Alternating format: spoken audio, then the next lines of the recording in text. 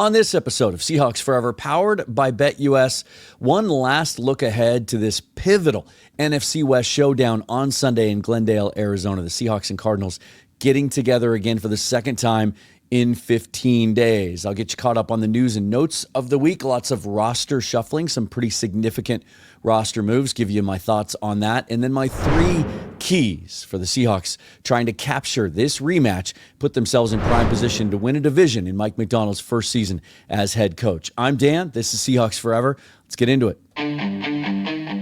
Welcome to the Seahawks Forever podcast. In-depth analysis on everything Seahawks. And now, here's your host, Dan Viens.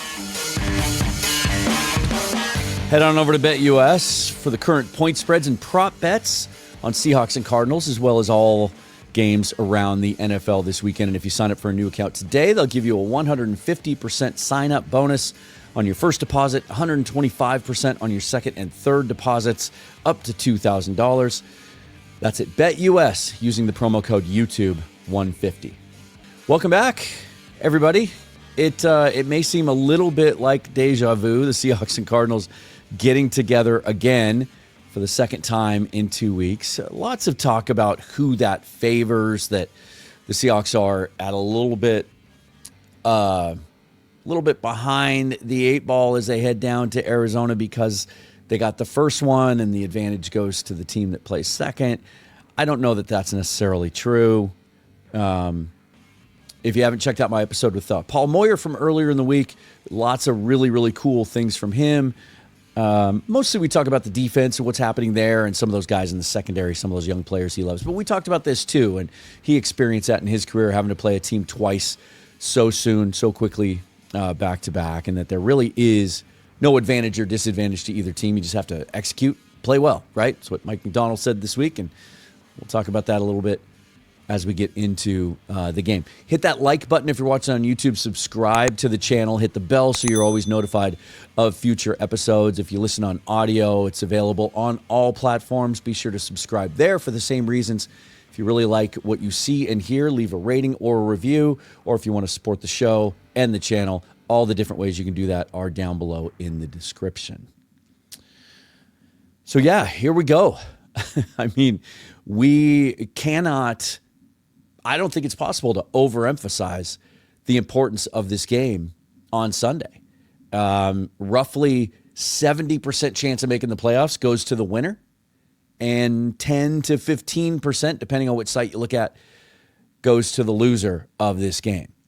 Part of that is because, and I would argue that this game is more crucial for the Seahawks to win it. And if some of you are asking, well, that doesn't make sense. They have a full one-game lead on them now.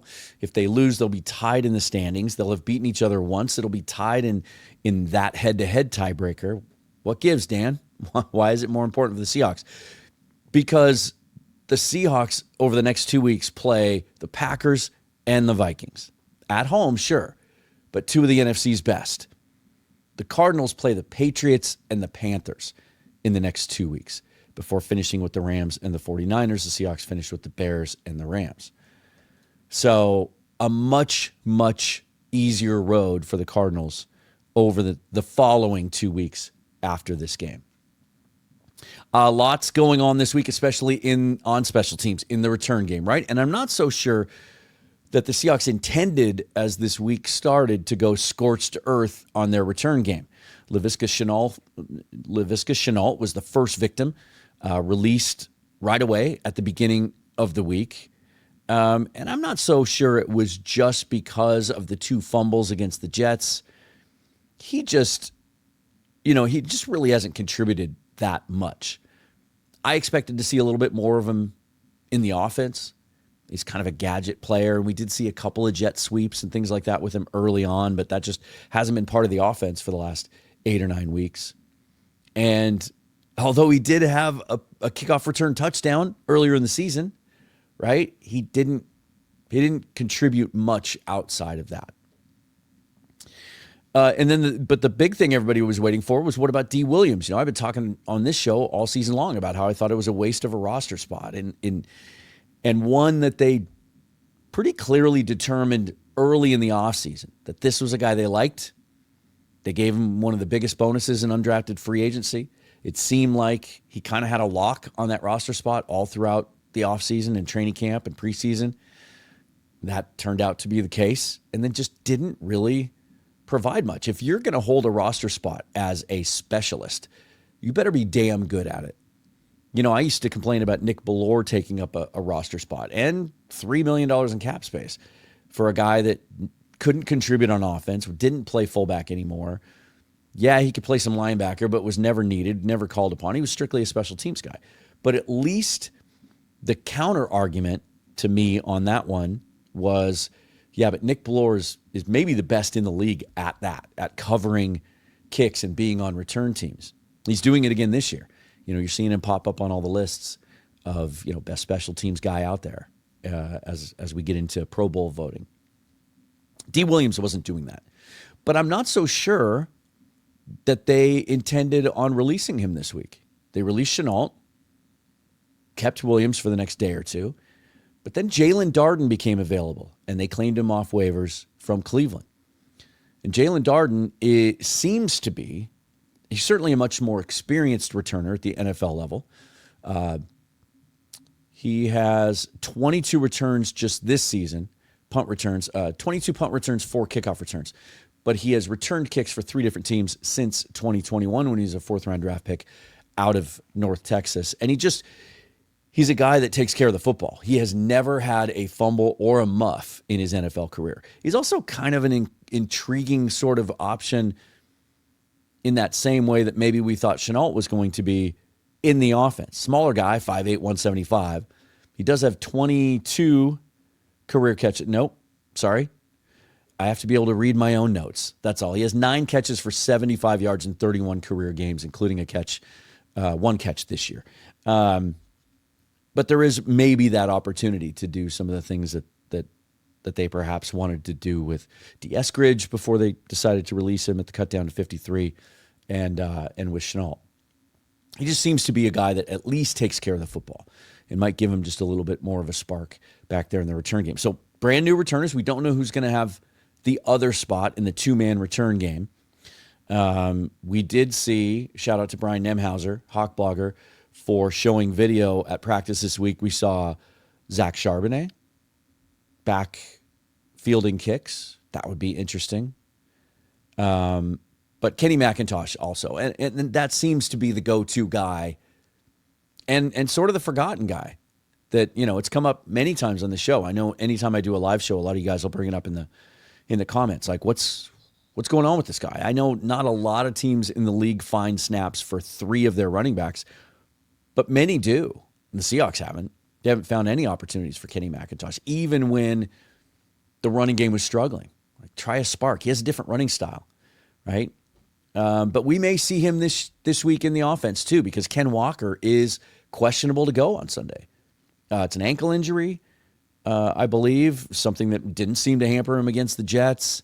Coming out of the game, I don't think there was any talk about him being hurt, but the kind of thing that as the week went along just wasn't getting better.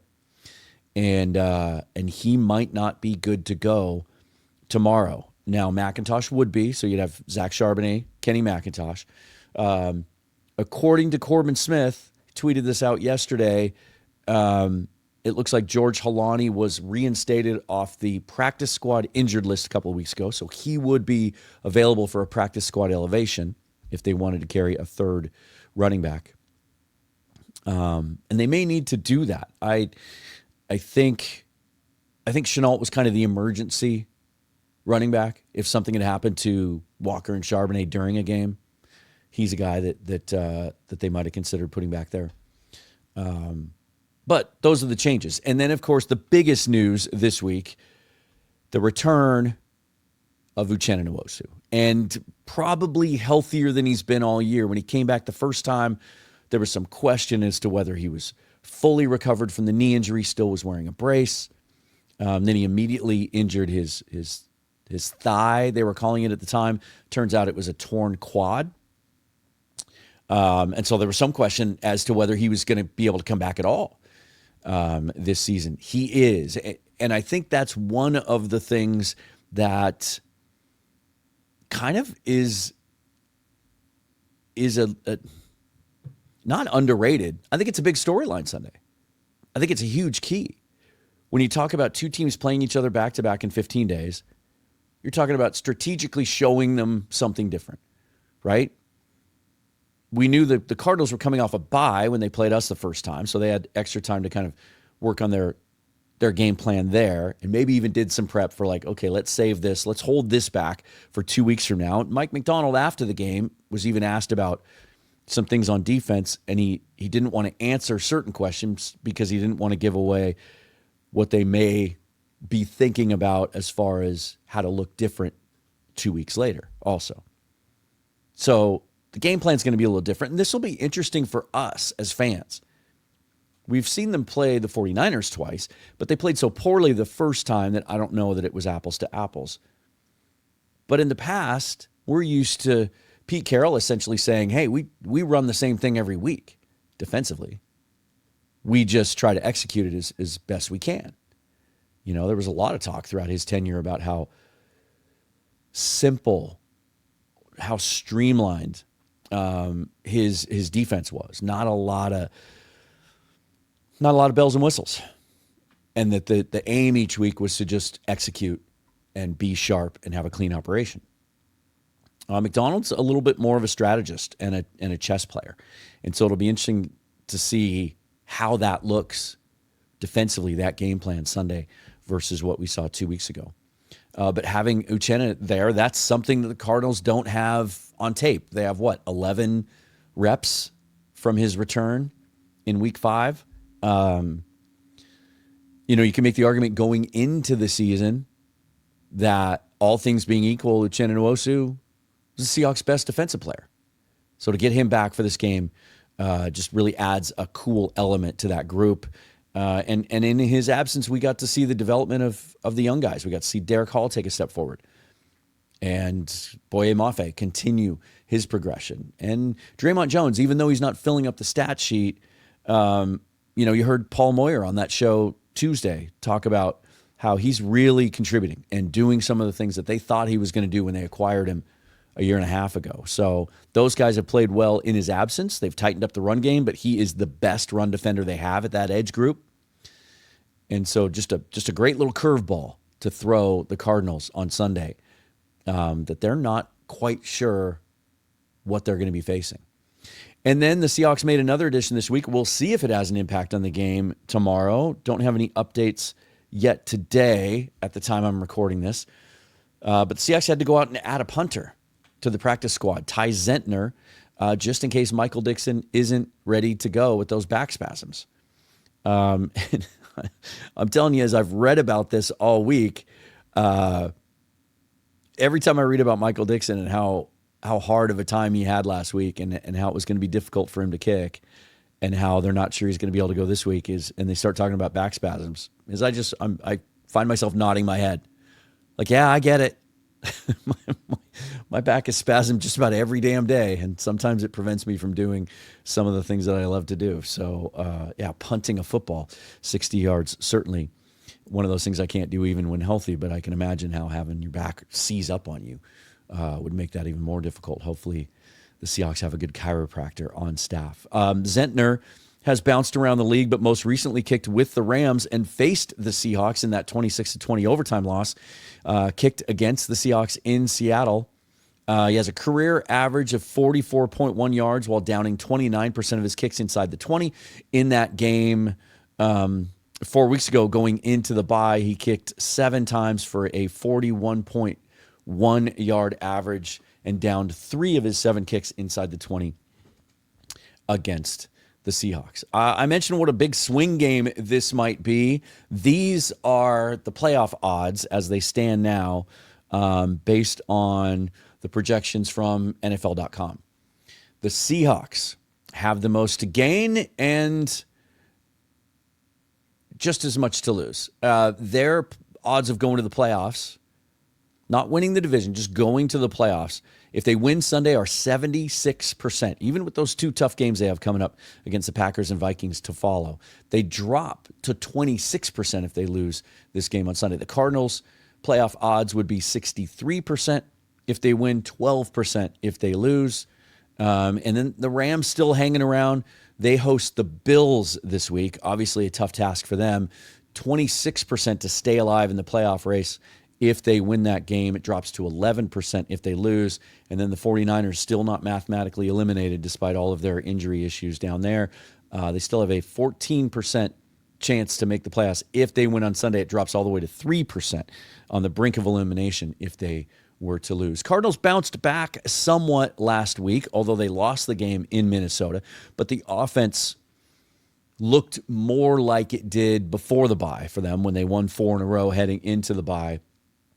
At least the running game got going again. 31 carries for 154 yards. James Conner, kind of a team effort there. James Conner was 68 yards. Kyler Murray got loose a few times. He had 48 rushing yards. And then a pretty typical game from what we've seen from Murray this week. 31 out of 45 for 260 yards. Not a lot of deep shots. More of a point guard type mentality. The Cardinals did hold a lead in that game, controlled it 19-6 in the third quarter, but a crucial interception on a deep pass by Murray, and then the Vikings followed that up with a field goal and then a long touchdown drive. Didn't really allow the Cardinals enough time to try to win it. I'll give you my 3 keys to the game in just a moment, but one of the cool things about this weekend that I'm really excited about, really looking forward to, is I get on a plane in the morning, very, very early in the morning, to fly to Glendale to see the Seahawks play the Cardinals for the second time. Last time I was there, I believe it was 2017. Y'all remember that game, the 6-6 tie. Steven Hauschka shanked a gimme field goal. It was one of the ugliest football games I've ever seen. I remember Seahawk fans, and it was kind of like Night of the Living Dead. Seahawk fans, Cardinal fans walking out of that stadium at the time, just kind of looking at each other and just like not knowing how to act. Like, we can't celebrate. We can't talk shit to each other. Like, what are we doing here? Can we get that half day of our lives back? I feel like it's going to be at least be a more entertaining game than that one. That's a low bar, but it's 40 degrees here. It's 70 degrees there right now. And I'm excited about that, but I'm also excited because sometimes when that happens, when you fly to a warmer location this time of year, it's how do you figure out what to wear so it works here and it works there? Because I got to get off the plane and go straight to State Farm Stadium, go straight to the football game, right? But I have the perfect solution for what I'm going to wear on that flight that works for both ends of the flight. I'm talking about my Doer Performance Stretch denim jeans because they are breathable, they're flexible, they feel light, but they are built to last. They're built for doing, and they make lifestyle apparel for all occasions. I've got a couple of their shirts too. They are outstanding. They make hoodies and joggers. They specialize in breathable fabrics that are made from sustainable materials, antibacterial, and they are built to last. Again, built for doing. Trust me, if you haven't experienced Doer yet, you should. And now's the time, because if you're a viewer or listener of this program, you can get 20% off your first order just for being a fan of Seahawks Forever. Head over to shopdoer.com/forever to take advantage of those savings. That's shopdoer, DUER.com/forever to get 20% off your first order. Doer, built for doing. All right, so here are my 3 keys to this game for the Seahawks.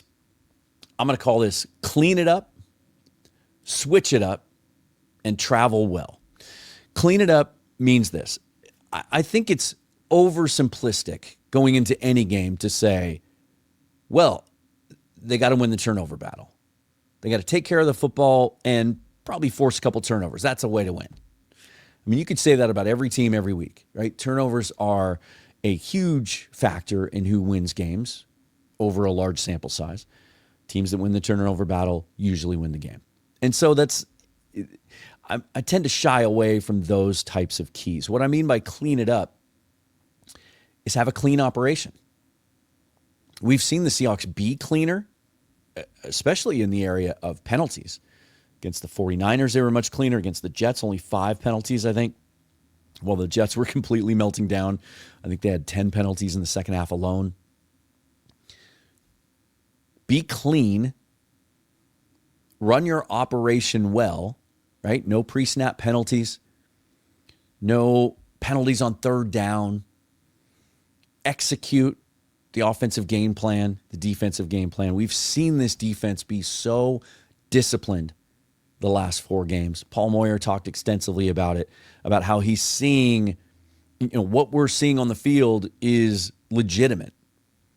And that would indicate that it's sustainable. You're seeing guys understanding their roles and where they're supposed to be on the field, how they're supposed to react at the snap of the ball, where they're supposed to play, which gaps are theirs. They're trusting their assignment. They're trusting that their teammates are going to be in their assignments as well. And you can see the back end and the front end working in sync. It's so much fun to watch all 22 of this team because you see it all moving like in synchrony. It really is. And so that feels sustainable. They're healthy on defense. You have all the right guys in the right place. In fact, this defense healthy as it's been all year now that Nwosu's back.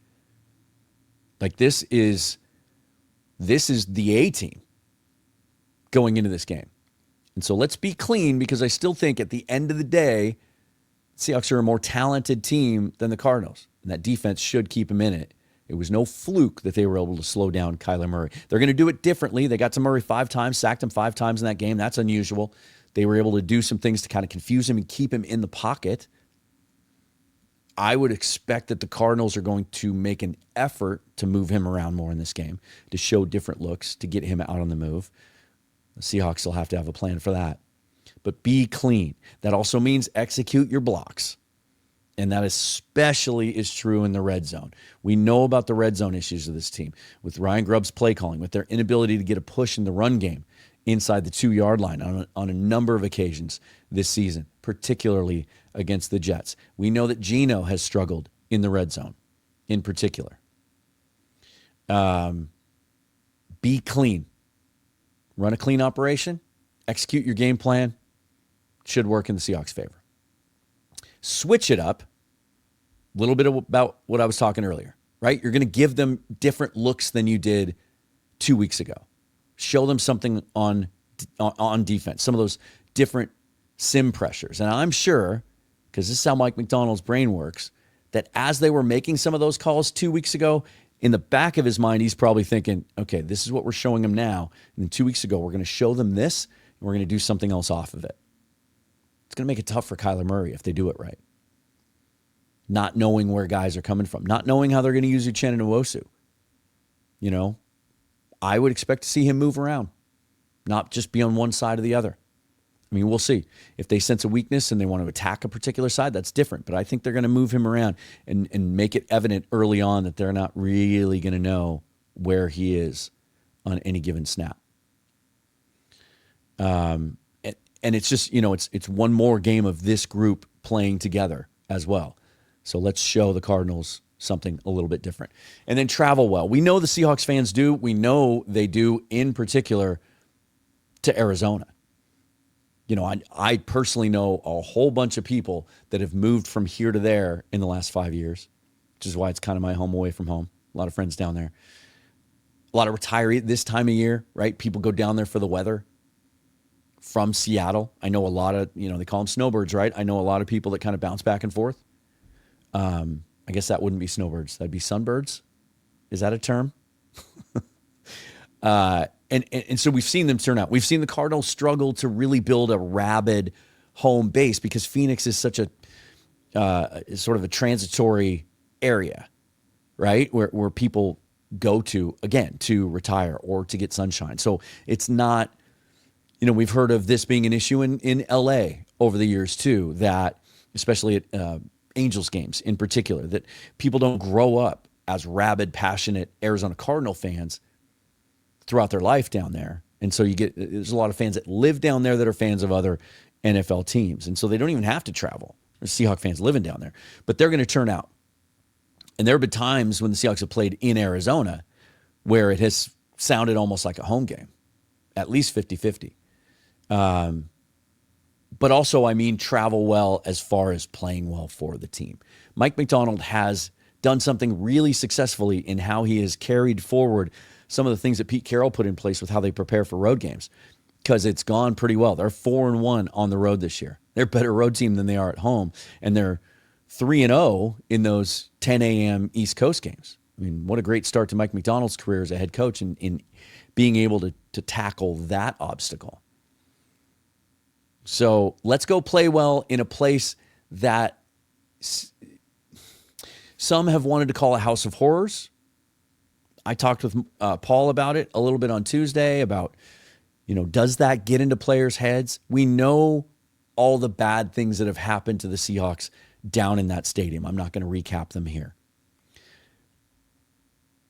But with the exception of Super Bowl 49, the bad things that have happened on that field haven't really shown up in the win-loss column. Now, they've shown up big as far as injuries and personnel. Some careers have ended there. But the Seahawks since 2013 are 9-1-1 in that stadium. There's that one again, that tie. So they've played well down there. Even during the Bruce Arians years, which some of that overlaps, where they would get us up here and played really well up here, Arians against Carroll. We always turned the tide down there. In particular, Russell Wilson used to play really, really well in that stadium. That's where Beast Mode 2 happened, or Beast Quake 2. Almost one of the craziest things I've seen in my life watching NFL football was an almost carbon copy of one of the most iconic runs in NFL history, and he did it again. He did that down there. We've seen some great games from Tyler Lockett down there. You heard Walter Mitchell talk about that as we previewed the last Cardinals game. So they've played well there.